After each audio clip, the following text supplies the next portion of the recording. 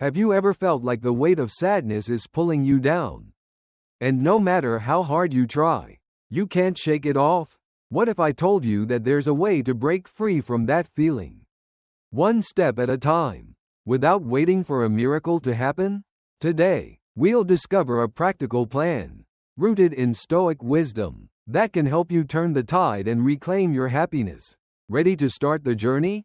Do you find yourself hurting inside, as if something deep within is broken? The kind of sadness that seems to have no end, that colors every aspect of your day? It's a feeling most of us know too well because, as humans, we all experience pain, the sting of disappointment, the sorrow of loss, the frustration of things not going as planned. It's all part of being alive. A little sadness here and there? That's normal. It's part of the human experience. But what happens when that sadness becomes overwhelming? When it no longer feels like just a fleeting emotion, but instead takes root in your heart, shaping the way you see the world? If you're nodding along right now, feeling like this describes you, then let's pause and take a moment. It's time for action. The truth is, sadness doesn't have to be a permanent fixture in your life. No matter how heavy it feels, it can be lifted. And the Stoics believe that our actions, no matter how small, always lead to change. You are not helpless. You have the power to transform your life, to steer it in the direction you want it to go. And that's exactly why I'm sharing this with you today, because there's a way out. A way to break free from the weight that's holding you down. Here's the good news. You don't have to stay stuck in sadness forever. There's a path to change. And it starts with a simple, but crucial, step. You need to take stock of what's going on inside your mind. Start by surveying the sources of your sadness. Take your time. This isn't a race, and it won't be easy. You might feel tempted to rush through the list, or worse, dismiss your feelings altogether, but doing so would only postpone the relief you deserve. At first, this may seem like an impossible task. How do you even begin to unravel something so deeply entrenched? It's much easier said than done, right? Of course, it is. But what if, instead of trying to change everything at once, you chipped away at the sadness slowly? What if, each day, you made a conscious effort to ease your burden, even by just a little bit? That's exactly the goal here. You don't need a magic cure or an instant fix. What we're after is steady progress. One small step at a time. The first place to start, and perhaps the most freeing, is with sadness that isn't even yours to carry. Think about it. How much of what you're feeling is tied to things that are beyond your control? The actions of others, the events of the past, the state of the world? If your list of these uncontrollable sources of sadness is long, take a moment and consider. Can you really change any of them? Maybe you could read a book to help you understand why things are the way they are. Or maybe you need to confront someone who's been on your mind. And when it comes to the larger, impersonal forces, like the world at large, you might need to simply acknowledge that they are bigger than you. And there's little you can do to change them. This is where Stoicism comes in.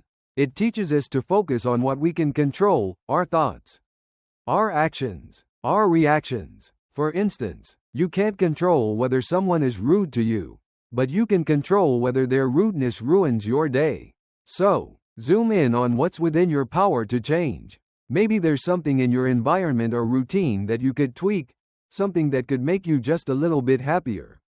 And finally, if you find yourself stuck in toxic patterns of dealing with sadness, whether it's through unhealthy coping mechanisms like alcohol or staying in a relationship that drains you, acknowledge it. It might be the source of your biggest problem. Sometimes, the path to happiness is simply about getting out of those situations that weigh you down. It could be as simple as saying goodbye to a destructive habit, or as difficult as ending a friendship that no longer serves you. But whatever it is, take the first step. Your peace of mind is worth it. And now, as we take our first steps toward change, let's explore what comes next in our journey to reclaim happiness. Ready to dive deeper? Let's move on to the next page. Let's pick up where we left off. As we learned earlier, The key to easing our sadness is in how we respond to life's challenges. Now, let's dive deeper into how we can transform the way we think and ultimately change the way we feel. When we take control of how we interpret the world around us, our happiness can skyrocket. But for those situations where there's no clear-cut solution, the Stoics taught that we can often improve our responses to those very situations that trouble us. They said something profound. We are disturbed not by things themselves, but by our judgments about those things. Let that idea sink in for a moment. This is a game changer. It means that it's not the events in our life that cause our distress, but the way we interpret those events. Modern psychology echoes this idea. Cognitive behavioral therapy, CBT, focuses on identifying and reshaping the negative thought patterns and judgments that fuel our pain. Essentially, it's about reframing our thoughts. But what does this look like in practice? Imagine facing a setback in your professional life. Maybe you don't get that job offer you were hoping for. The event itself is neutral. It simply is what it is. But your judgment about the event might sound like this: I'm a failure. Or, I'm never going to succeed. It's that judgment, those negative thoughts, that create the most suffering. It's the feeling of being crushed under the weight of self-doubt. So, how can we break free from this cycle? The first step is to let go of sadness tied to things we had no control over. For those situations where we were more directly involved, we can ask ourselves tough questions like, is my judgment about this really accurate? This is where the Stoic wisdom really shines. It's not about denying the truth or pretending that bad things don't happen. It's also not about bottling up your emotions. Rather, it's about acknowledging the facts, but then choosing how to respond. You have the power to reframe your judgments, to shift your perspective, and to reshape your negative thought patterns. You can allow yourself to feel sadness, process it, and then, with the help of Stoic teachings, formulate a healthier response. You have the agency to change how you view the situation. And sometimes, when we examine our judgments closely, we realize that they might be simply wrong. Think about it. How often do we see our friends making judgments about their relationships or situations that seem totally exaggerated? Maybe they're dating someone who has both positive and negative traits, but in their eyes, they've found the perfect person. We, however, see the flaws clearly, but while they're in the relationship, they refuse to acknowledge the imperfections. It's only after it ends that we can see the truth. That person was never as perfect as they imagined. If that's true for our friends, could it be true for us as well? Could some of our sadness come from judgments that are just plain wrong? It's a lot to think about, isn't it? And when you combine this with the earlier techniques we discussed, it can feel like a lot to take in. So, let's take a moment to recap what we've covered so far. We began by surveying our life for the sources of sadness. We then separated the things that were beyond our control. After that, we critically examined our judgments to see where we might be mistaken and how those judgments could be improved. But there's still more to explore. The Stoics were masters at understanding the nature of things. And for us, that means understanding the true nature of our sadness. Ready to dive deeper? Let's move forward and explore that together. As we continue our journey towards understanding and managing our sadness, let's take a moment to explore the root causes, the triggers behind our emotions. Identifying these triggers is the first crucial step in taking control of our feelings. We all experience sadness, but what's often overlooked is that it doesn't just appear out of nowhere. No, sadness is usually a response to something, a situation, a memory, or even something as simple as a news headline. Imagine it like this: your sadness is the result of a domino effect. One event happens, and before you know it, you're overwhelmed by emotions, maybe even teetering on the edge of depression. Sometimes, people might say, I know why I'm sad. I'm just a generally sad person. But that's not the full picture. It's more accurate to say that sadness comes from a collection of stories we tell ourselves, stories that influence our emotions. Every feeling we have has a cause. And that includes sadness. Modern psychology has a name for these triggers: cognitive distortions. These are thought patterns that twist our perception of reality and fuel negative emotions. One of the most common cognitive distortions is all or nothing thinking. For example, if I don't ace this test, I'm a failure. Sound familiar? That's a distortion. Or maybe you've fallen into catastrophizing, where a small setback makes you feel like your entire life is falling apart. But here's the thing. That's not reality. It's an overreaction. Now, let's put this into action. Think back to the last time you felt deeply sad. What happened right before that feeling hit? What were you thinking? For instance, perhaps you didn't hear from a friend all week. Did your mind immediately jump to conclusions like, "They don't care about me," or "I have no friends"? That's a distortion. A more balanced thought might be, "I need to check in on my friend to see what's going on." Or, "I realize that I usually wait for them to call. Maybe I should take the initiative." If you find yourself without many friends, it might be time to make some efforts to connect with others. Don't get overwhelmed by problems you can solve in a couple of weeks on your own. Start by writing down the situations that trigger your sadness and the negative thoughts tied to them. This is your starting point. Understanding your triggers is the first step in dismantling them. Changing these ingrained thought patterns will take conscious effort. Think of it like learning a new language. You'll make mistakes. But with practice, it becomes easier. You can train your mind to respond in healthier ways. Now, after identifying your sadness triggers, how do we do the Stoic thing? How do we free ourselves from the grip of sadness? Here's where the Stoic approach comes in. Once you've identified your triggers, start by thinking about how you can change the situation or how you respond to it.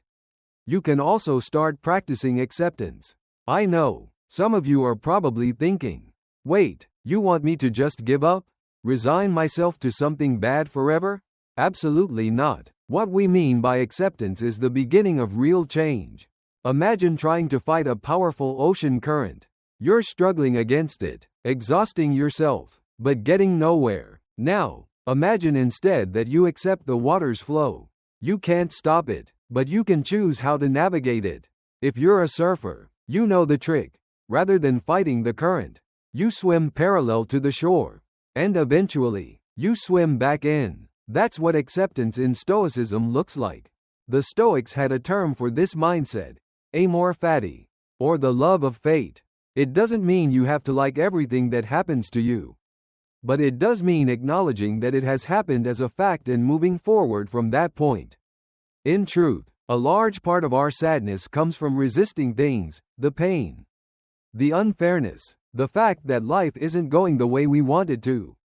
And it's that resistance that amplifies our suffering. So how do we start practicing acceptance? It begins with awareness. The awareness that we are resisting a certain fact or reality. One powerful way to cultivate this awareness is through mindfulness. Try this simple exercise. Close your eyes. Take a deep breath, and slowly exhale. Pay attention to the sensation of the air entering your lungs and leaving your body. Don't judge it. Don't try to change it. Just observe it. Practice this a few times, and let it be a reminder that you can choose how to respond to what's happening in your life. As we continue, let's delve deeper into the power of acceptance and how it can transform your relationship with sadness. Ready to explore more? Let's move on. Let's pick up right where we left off, diving deeper into how we can use acceptance and action to change our emotional landscape. The practice of mindful breathing serves as the foundation for cultivating awareness. By focusing on the present moment, without judgment, we can create the space to accept things as they are. Think of it as an anchor in the storm of our emotions. The next time you face a trigger, whether it's an external situation or a memory, you can react differently. Instead of letting the emotions spiral, take a moment to pause, acknowledge what's happening, examine the situation, and then choose to respond thoughtfully. When we choose acceptance, something remarkable occurs. It's like releasing the pressure from a tight valve. The tension begins to fade, and our resistance slowly crumbles. Suddenly, we gain the clarity to see things as they are. not as we wish they were. And that's when the power to change our circumstances truly begins. At the point of acceptance, we've reached our starting point, the place where transformation begins. Stoicism isn't about passively accepting everything that happens to us. It's about taking action where we can. There are things in life that you can control, and things you absolutely cannot. Your thoughts, your actions, and your values, those are yours to guide. You are the captain of your own ship.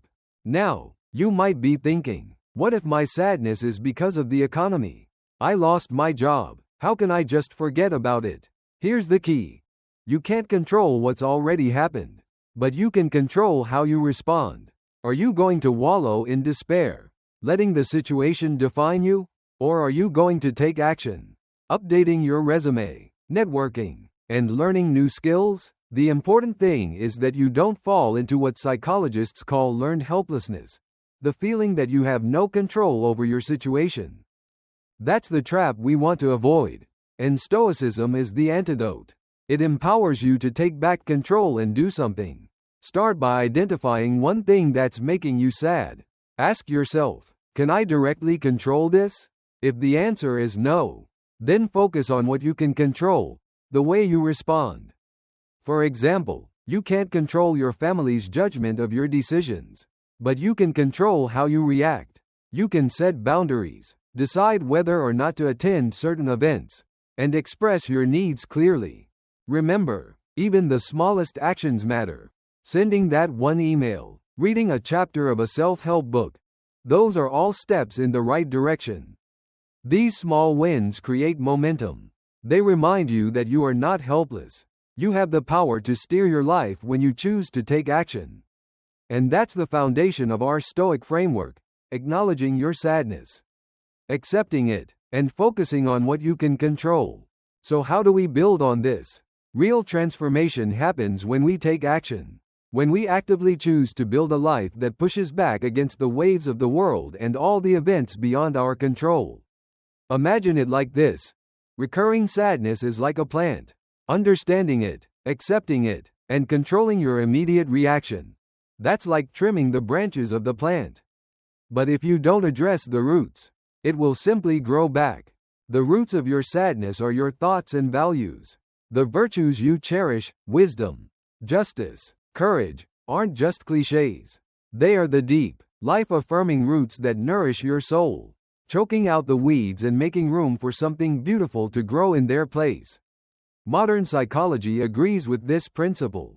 Studies have shown that having a sense of meaning and purpose is one of the strongest buffers against emotional distress. When you're working towards something bigger than yourself, when you're living in alignment with your true values, sadness starts to fade. So, what does this look like in your daily life? It means choosing activities that connect you with your values, whether it's engaging in creative pursuits, advocating for causes that matter to you, or participating in political or social events that align with your beliefs.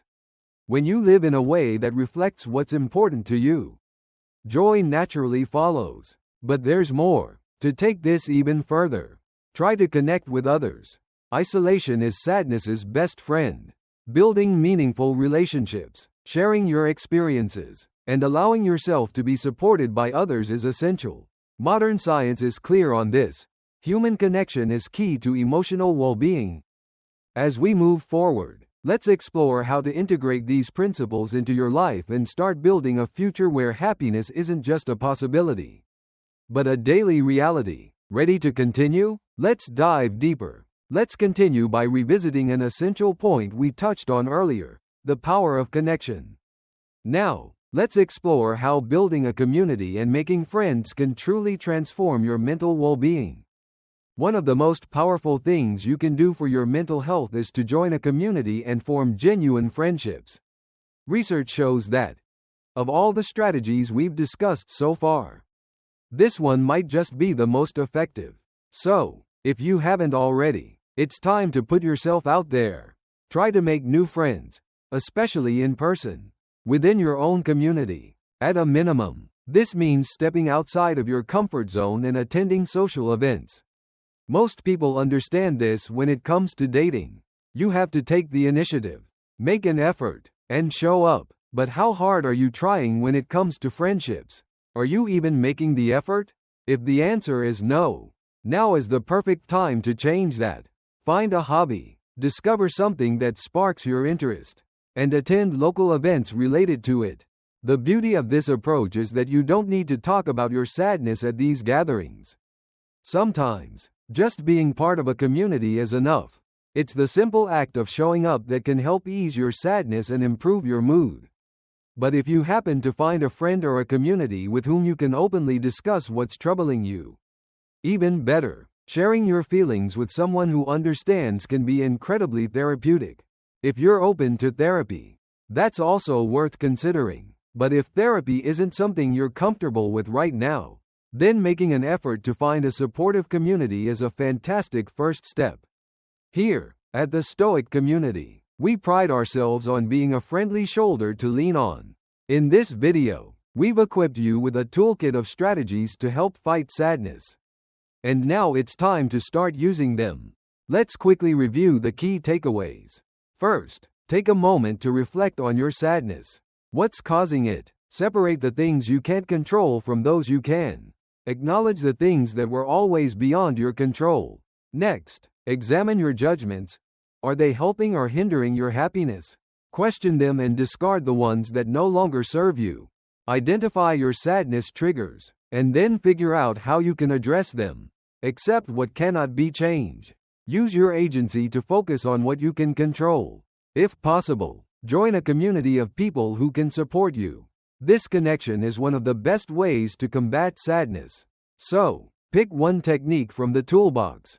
Try it today, and see what changes. Add another one tomorrow. Bit by bit, you'll build your Stoic toolkit and become stronger every day. These aren't just ancient philosophies. They're practical tools that can be put to work today. Remember the wisdom of the Stoics. Your mind is the only thing you fully control. Nothing else. As Marcus Aurelius once wrote, you have power over your mind, not outside events. Realize this, and you will find strength. So, take action today. Use these techniques to become the happier, stronger person you were always meant to be. And finally, good luck. We're here rooting for you every step of the way.